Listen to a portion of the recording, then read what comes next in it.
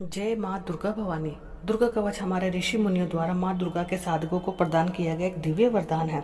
इसमें मानव शरीर के प्रत्येक अंग की रक्षा हेतु माँ भगवती से प्रार्थना की गई है। इस कवच का नियमित पाठ करने से मनुष्य कठिन से कठिन परिस्थितियों में भी विचलित नहीं होता है। संस्कृत में होने के कारण कई भक्तजन इसका पाठ करने में असमर्थ होते हैं, इसलिए आज आपके समक्ष हिंदी में दुर्गा कवच का पाठ लेकर आए। आपसे अनुरोध है कि अगर आप दुर्गा कवच का पाठ करते तो इसको बीच में अधूरा ना छोड़ें, अन्यथा इसका पूरा फल नहीं मिल पाता है। तो चलिए भक्तजनों, शुरू करते हैं दुर्गा कवच का पाठ। लेकिन उससे पहले अगर आपने मेरा चैनल को सब्सक्राइब नहीं किया तो सब्सक्राइब कर दो, कमेंट में जय माँ भगवती लिखकर अपनी हाजिरी जरूर लगाएं।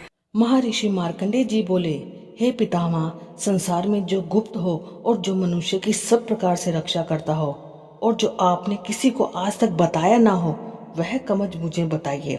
श्री ब्रह्मा जी कहने लगे, अत्यंत ही गुप्त व सब प्राणियों की भलाई करने वाला कवच मुझसे सुनो। प्रथम शैलपुत्री, दूसरी ब्रह्मचारिणी, तीसरी चंद्रघटा, चौथी कुष्मांडा, पांचवी स्कंद माता, छठी कात्यायनी, सातवीं कालरात्रि, आठवीं महागौरी तथा नवी सिद्धिदात्री, ये देवी की 9 मूर्तियां हैं। यह नवदुर्गा कहलाती है। आग में जलता हुआ, रण में शत्रु से घिरा हुआ, विषम संकट में फंसा हुआ मनुष्य यदि दुर्गा के नाम का स्मरण करे तो उसको कभी भी हानि नहीं होती।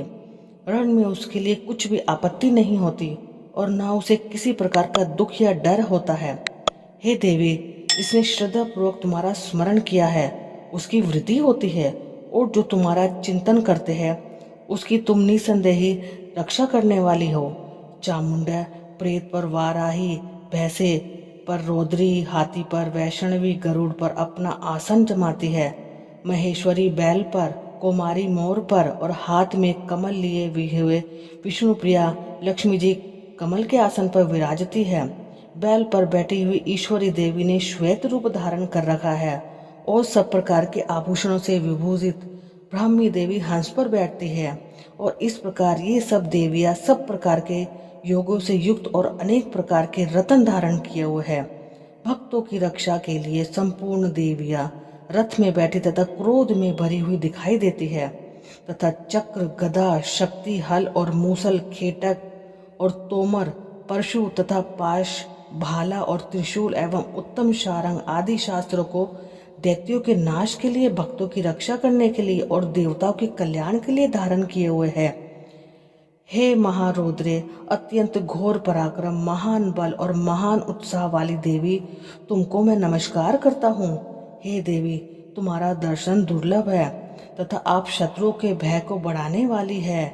हे जगदम्बिके, मेरी रक्षा करो। पूर्व दिशा में ऐन्द्री, मेरी रक्षा करो। अग्निकोण में अग्नि शक्ति, दक्षिण दिशा में वाराही देवी तथा नैऋत्य कोण में खड्गधारिणी देवी मेरी रक्षा करे।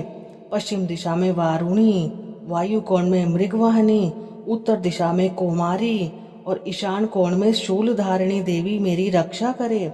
ब्राह्मणी ऊपर की ओर से मेरी रक्षा करे और वैष्णवी देवी नीचे की ओर मेरी रक्षा करे। और इस प्रकार शव पर बैठी चामुंडा देवी 10 दिशाओं में मेरी रक्षा करे। जया देवी आगे, विजया पीछे की ओर, अजिता बाई और अपराजिता दाहिनी ओर मेरी रक्षा करे। उद्योतनी देवी शिखा की रक्षा करे तथा उमा मेरे मस्तक पर विराजमान होकर मेरी रक्षा करे। इस प्रकार ललाट की मालाधारी देवी रक्षा करे। हे यशस्विनी देवी, मेरी बोहो का संरक्षण करे। बोहो के मध्य भाग में त्रिनेत्रा नथुनों की यमघंटा देवी रक्षा करे। नेत्रों के मध्य में शंखनी देवी और द्वारवासिनी देवी कानों की रक्षा करे। कपोलों की कालिका देवी और कानों के मूल भाग की भगवती शांकरी रक्षा करे। सुगंधा नासिका में और चर्चिका ऊपर के ओठ में, अमृत कला नीचे की होंठ में, सरस्वती देवी जीभ की रक्षा करे। कुमारी देवी दांतों की और चंडिका कंठ प्रदेश की रक्षा करे। चित्रघंटा गले की घंटी की और मायामय तालु की रक्षा करे। कामाक्षी देवी ठोडी की और सर्वमंगला मेरी वाणी की रक्षा करे। भद्रकाली गर्दन की और धनुधारी पीठ के मेरुदंड की रक्षा करे। कंठ के बाहरी भाग की नीलग्रीवा और कंठ की नली की नलखूबरी रक्षा करे। दोनों कंधों की खड्गानिनी और वज्रधारिणी मेरी दोनों बाहों की रक्षा करे। दोनों हाथों की दंडनी और उंगली की रक्षा अंबिका देवी करे। शूलेश्वरी देवी संपूर्ण नखों की, कुलेश्वरी देवी मेरी कुक्षी की रक्षा करे।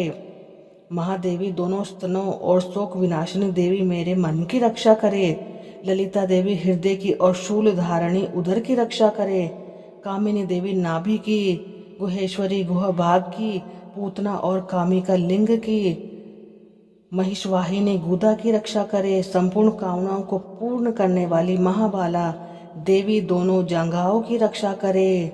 विंध्यावासिनी दोनों घुटनों की और तेजसी देवी दोनों पाँव के पृष्ठभाग की, श्रीधरी पाँवों की उंगलियों की, मैं तलवासिनी तलवों की, दृष्टकराली देवी नखों की, ऊर्ध्वकेशिनी केशों की, बागेश्वरी वाणी की रक्षा करे। रोमावलियों के छिद्रों की, कोबेरी और त्वचा की बागेश्वरी देवी रक्षा करे। पार्वती देवी रक्त, मज्जा, वसा, मांस, हड्डी की रक्षा करे। आतों की काल रात्रि देवी पित्त की, मुर्केश्वरी देवी पद्मावती कमल कोश की, चूड़ामणि कफ की रक्षा करे। ज्वालामुखी नशों के जल की रक्षा करे। अभेदा देवी शरीर के सब जोड़ों की रक्षा करे। ब्राह्मणी मेरे वीर्य की, छतेश्वरी देवी छाया की तथा धर्मवारिणी देवी मेरे अहंकार, मन और बुद्धि की रक्षा करे। प्राण, अपान, व्यान, उद्यान और समान की वज्रहस्ता देवी रक्षा करे। कल्याण शोभना मेरे प्राण की रक्षा करे। रस, रूप, गंध, शब्द और स्पर्श इन विषयों का अनुभव करते समय योगिनी देवी मेरी रक्षा करे तथा सत्व गुण, रजोगुण और तमोगुण की रक्षा नारायणी देवी करे। आयु की रक्षा वाराही देवी करे। वैष्णवी धर्म की तथा चाकरणी देवी मेरे यश, कीर्ति, लक्ष्मी, धन, विद्या की रक्षा करे। इंद्राणी मेरे शरीर की रक्षा करे। हे चंडिके, आप मेरे पशुओं की रक्षा करे। महालक्ष्मी मेरे पुत्रों की रक्षा करे और भैरवी मेरी पत्नी की रक्षा करे। राजा के दरबार में महालक्ष्मी तथा सब और व्याप्त होने वाली विजया देवी चारों ओर से मेरी रक्षा करे। जो स्थान रक्षा से रहित हो और कवच में रह गया हो, उसकी पापों का नाश करने वाली देवी जयंती रक्षा करे। अपना शुभ चाहने वाले मनुष्यों को बिना कवच के एक पल भी कहीं नहीं जाना चाहिए, क्योंकि कवच रखने वाला मनुष्य जहाँ जहाँ भी जाता है वहाँ वहाँ उसे अवश्य ही धन लाभ होता है तथा विजय प्राप्त करता है। वह जिसे अभिष्ट वस्तु की इच्छा करता है वह उसको कवच के प्रभाव से अवश्य मिलती है। वह इसी संसार में महाऐश्वर्य को प्राप्त होता है। कवचधारी मनुष्य निर्मण होता है, वह तीनों लोकों में माननीय होता है। देवी का यह कवच देवताओं के लिए भी दुर्लभ है। जो प्रतिदिन नियम पूर्वक तीनों संध्याओं के समय श्रद्धा के साथ इसका पाठ करता है उसे देवी शक्ति प्राप्त होती है। वह तीनों लोगों को जीत सकता है तथा अकाल मृत्यु से भी रहित होकर 100 वर्षों तक जीवित रह सकता है। उसकी लूता, चर्म रोग, विस्फोटक आदि समस्त व्याधियां समूल नष्ट हो जाती है और स्थावर, जंगम तथा कृत्रिम विष द्वारा होकर उनका कोई असर नहीं होता तथा समस्त अभिचारक प्रयोग और इस तरह के जितने यंत्र मंत्र इत्यादि होते इस कवच के हृदय में धारण करने पर नष्ट हो जाते हैं। इसके अतिरिक्त पृथ्वी पर विचरण करने वाले भूचर, नभचर, जलचर प्राणी, उपदेश मात्र से सिद्ध होने वाले निम्न कोटि के देवता, अपने जन्म से 7 प्रकट होने वाले देवता, कुल देवता, माला आदि, डाकनी, शाकनी, अंतरिक्ष में विचरण वाली अत्यंत बलवती भयानक डाकनियां, ग्रह, भूत, पिशाच, यक्ष, गंधर्व, राक्षस, ब्रह्म राक्षस, बेताल, कुष्मांड और भैरव आदि अनिष्टकारक देवता भी उस मनुष्य को जिसने कि अपने हृदय में कवच धारण किया वो देखते ही भाग जाते हैं। इस कवच के धारण करने से मनुष्य और तेज बढ़ता है। जो मनुष्य इस कवच का पाठ करके उसके पश्चात सप्तशती चंडिका का पाठ करता है उसका यश जगत में विख्यात होता है।